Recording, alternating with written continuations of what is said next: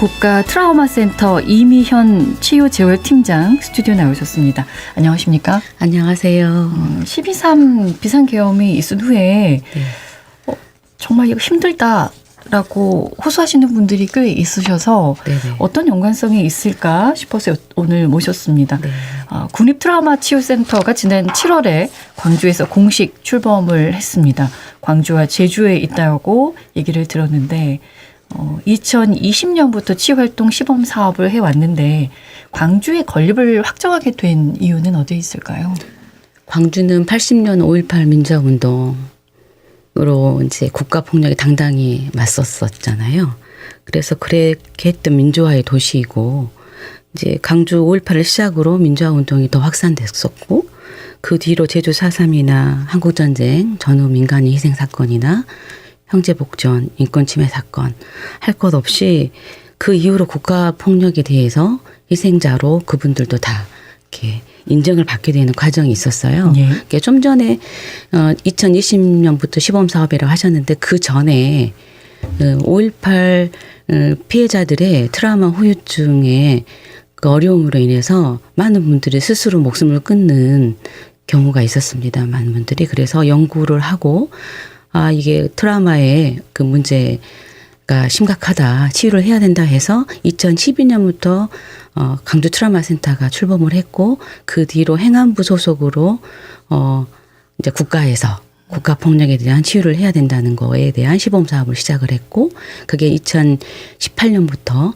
시작을 해서 이제 그 법에 의해서 국가폭력 트라우마 센터의 설립 타당성에 대한 그 연구를 했었어요. 네. 그랬을 때 광주가 본원 설립에 적합하다라고 해서 저희가 광주에 국립 트라우마 치유센터가 설립 되었습니다. 2012년부터 그러면 이게 치유를 하기 시작하신 네. 건데 그때도 찾아왔던 분들이 꽤 계십니까? 그렇죠. 지금 그 당시에 오셨던 분들이 지금 12년이 지났으니 거의 이제 고령의 회원분들이 되신 거죠. 그때 60대셨다고 하면 지금 70대 후반 그렇게 이용하고 계신 분들도 꽤 되세요. 1980년대 때문에 이제 힘들어하셨던 분들이 네네. 와서 치유를 받으셨을 것 같고 네. 아무래도 치유를 받다 보니 조금 상황은 이제 호전이 돼 가고 있었습니까? 그렇죠. 처음에는 국가가 보호를 해야 됨에도 불구하고 폭력을 자행했던 것에 대해서 두렵고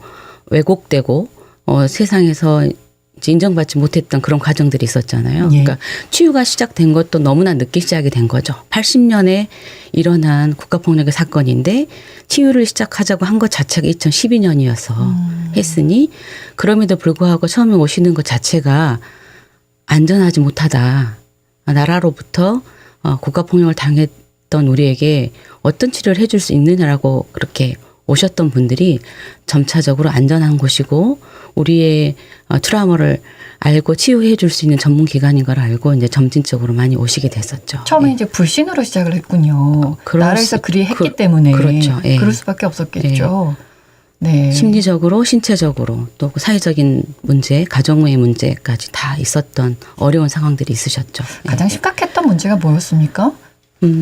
사실은 국가폭력 트라우마라고 하면은 세대 전이가 됩니다. 왜냐하면 국가폭력을 당하셨던 고문당하고 구타당하셨던 아버지가 사회에 나왔는데 인정받지 못하고 오히려 빨갱이라고 폭도라고 비난받고 낙인 지어진 상황에서 사회에 살아갈 수 있는 힘이 없어진 거잖아요. 그러다 보니까 알코올 의존이나 또 그 국가폭력의 그 고문의 후유증으로 힘들고 그래서 자녀들에게도 그러한 폭력이 당신들도 모르게 표출되는 경우들이 많았어서 네. 가정이 와해되고 그러한 2세대, 3세대까지 전이되는 과정들이 있었죠. 일단 처음 발걸음을 하신 것 자체가 이제 용기를 내시는 그렇죠. 거였고, 꾸준히 이제 치료를 좀 받아서 좋아지고 있는 상황이었었는데 그렇죠. 이번에 이제 12.3 비상계엄이 또 선포가 되면서 어떻게 이게 좀 달라집니까? 저희 센터에 이제 오셔서 안정화되시고 네. 심리 상담 받으시고 치유 프로그램 함께 연대하면서 그 참여하시고 하신 분들 꽤 많으세요. 예. 현재 회원들은 1,300명 정도가 되시고 아이고.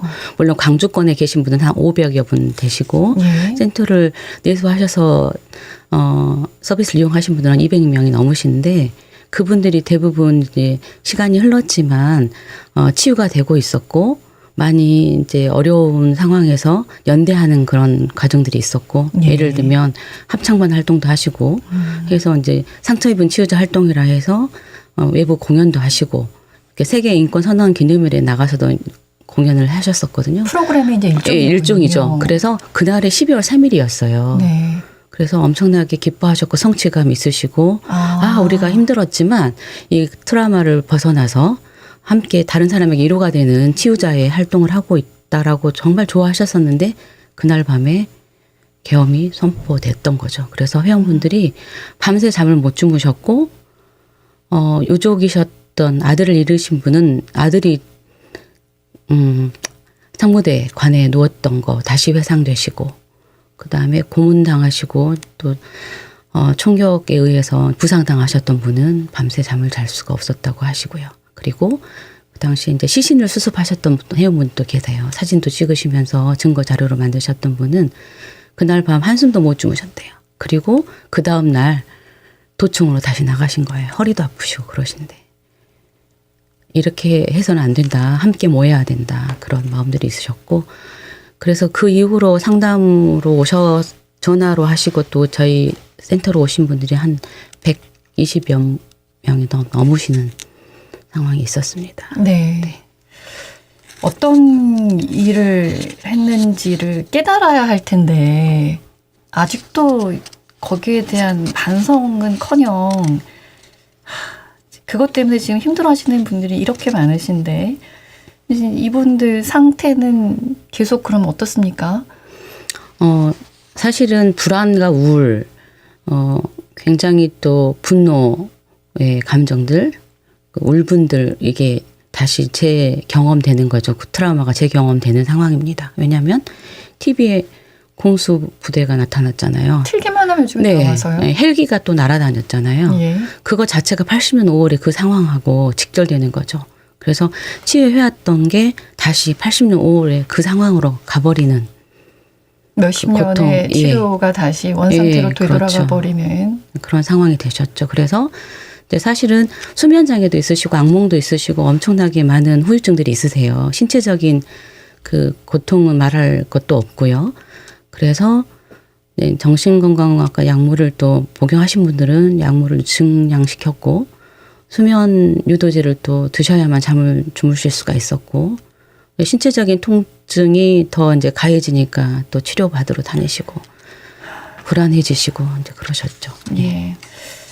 어떤 프로그램들을 이제 받아야 좀 치유가 될까요? 이런 분들은 트라우마라고 하는 것은 몸과 마음에 그대로 저장되어 있습니다. 그래서 그 몸을 다뤄야 되고 또 마음을 다뤄야 되고 또 사회적인 관계까지도 다뤄야 되는 것이 필요하고요.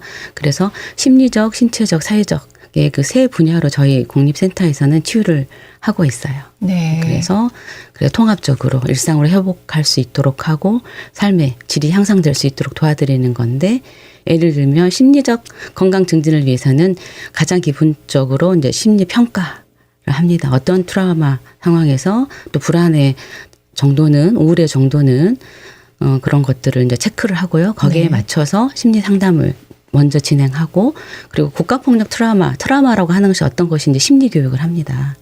그런 다음에 적절한 치유 프로그램 예를 들면 뭐 글쓰기나 원예 치유나 이런 사진 치유나 요리 치유도 있고요.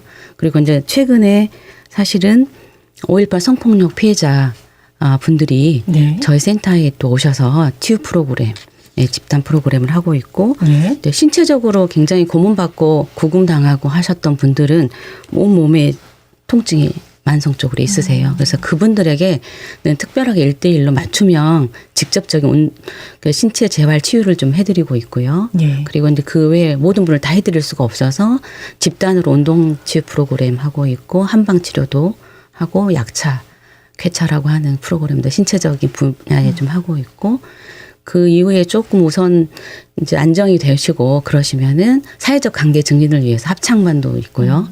난타를 통해서 부정적인 그런 에너지를 방출하기도 하고, 그다음에 이제 증언했을 때 나의 트라우마가 이렇게 힘들었다는 것을 대중을 향해서 증언을 할 때 치유가 시작되거든요. 그래서 그런 프로그램 중에 아주 좋은 게 증언주의 마이데이라고 그날의 주인공이 국가폭력 피해자가 되셔서 많은 시민들과 함께 그 상황을 나누고 공감받고 위로받는 그런 증언주의 마이데이도 있고요. 자연과 함께 나가는 야유치유도 있고. 그래서 용기 내서 그때 네. 나의 상황과 마주하는 게 중요하군요. 그렇죠. 예, 제대로 직시하면서 네. 다시 한번 극복해 나가는. 네. 그런데 나의 말을 들어주는 그룹이 중요합니다. 예. 나를 인정해주고 인권을 존중해주고 공감해주고 네. 지지하고 연대해줄 수 있는 그 그룹 안에서 안전하게 했을 때 치유가 일어납니다. 네, 그렇군요. 네. 근데 1980년대 한번 경험했던 분들이 이번에 12.3을 보면서 다시 한번 그때로 돌아가는 것도 있겠지만 이번엔 이걸 처음 목격하면서도 뭔가 또 생겼던 분들도 있지 않을까 싶거든요. 그렇죠. 사실 미디어에 노출되잖아요. 80년 5월에는 언론이 다 차단됐었고 애국 보도가 오히려 됐었던 거잖아요. 근데 현대에는 미디어가 완전하게 다 개방되면서 실시간으로 송출되고 그거 근데 직접 볼 수밖에 없었던 상황들. 네. 왜냐하면 교과서에나 봤던 계엄령이 2024년에 나왔으니 학생들도 그렇고. 전혀 그럴 상황도 아니었는데. 예, 그럴 상황도 아니었고. 그래서 예. 그것이 굉장히 또 급성 스트레스 상황이 된 거죠. 예. 위기감이 생기는 거고. 그래서 사회적인 불안이 야기되는 거고 학생들도 그렇고. 그래서 사실은 응원봉을 들고 나왔던 시민들, 학생들, 2030 세대들이 원했던 거는 원래 민주주의 사회에 살고 있었잖아요. 그런데 계엄이라고 하는 것이 역사 속에서나 봤었던 것이 드러나니 굉장히 많이 놀랬고 이것은 우리가 함께 지켜야 될 민주주의다라고 해서 다 나왔던 것 같아요. 그게 사실 트라우마죠. 네, 누군가는 응원봉으로 했으니 뭐 괜찮지 않냐 이렇게 밝게 하고 있지 않냐라고 하지만 그 내면에 가지고 있는 그 상처, 마음 그렇죠. 다침 이런 것 또한 또 다른 트라우마로 볼 수 있다는 말씀이신 거죠. 그렇죠. 예. 그러니까 뭐 PTSD로 갈 수 있는 정말 그 DSM-5 진단 기준에 속한다고는 할 수 없지만 네, 우리 PTSD는 뭘 말합니까? 그러니까 이제 외상후 스트레스 증후군이라고 해서 네네.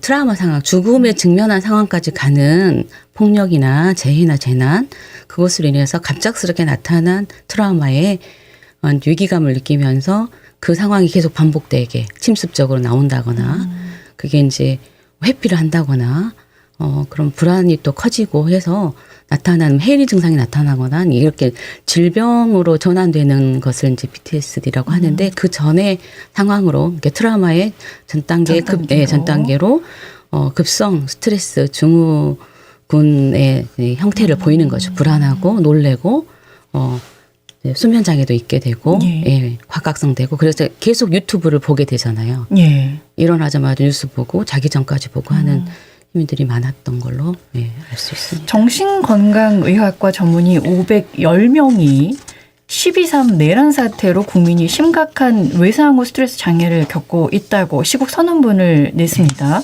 이렇게 트라우마 피해자의 회복 빨리 이루어져야 될 텐데 여기에는 어떤 대책이 필요하다고 보십니까?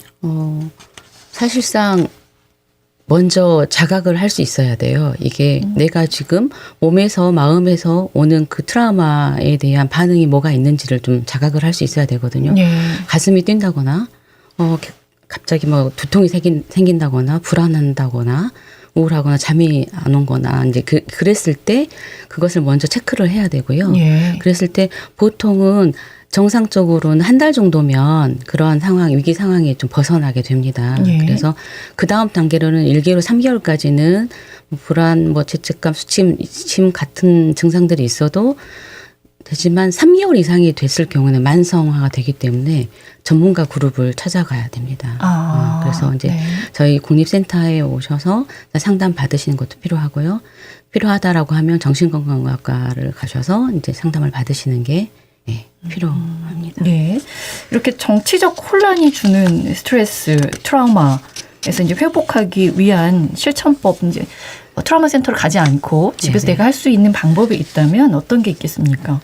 그러니까는 사실은 그 상황은 그 국가폭력 트라우마의 직접적인 경험을 당하셨던 분들은 더 크게 다가오시는 거잖아요. 예. 하지만 미디어를 통해서든 현재 그 국가 상황에서 받는 트라우마에 계속 과각성 되어 계시는 거예요. 예. 자꾸 반복하고 그 노출되고. 미디어에 노출되고 그러기 때문에 너무나 그쪽에 빠지지 않도록 조절하셔야 되고 일상으로 올 수 있도록 하셔야 됩니다. 그래서 과거에 있었던 기억은 국가폭력 트라우마이지만 현재로서는 안전한 상황인 거잖아요. 예. 물론 재경험이 돼서 2차적인 그런 상황이 됐지만 다시 안정화로 가야 되고 현재로 와서 이제 과거의 상황과 좀 분리해서 예, 그런 정서적인 감정적인 그 심리적인 부분을 이제 조절할 수 있어야 되고 그리고 이제 좀 전에도 말씀드렸지만 함께 나눌 수 있고 같은 예. 경험을 했었던 분들과 예. 예, 연대해서 나누는 것이 또 필요하고요. 예. 서로 좀 돕는 예, 과정이 예. 좀 필요하겠군요. 네. 그리고 내가 너무 빠져있다 싶으면 의도적으로 일상생활로 그렇죠. 돌아오는 노력도 필요해 보입니다. 네, 알겠습니다. 오늘 말씀 여기까지 듣겠습니다. 고맙습니다. 네, 감사합니다. 국가 트라우마 센터 이미현 치유재활팀장과 함께했습니다.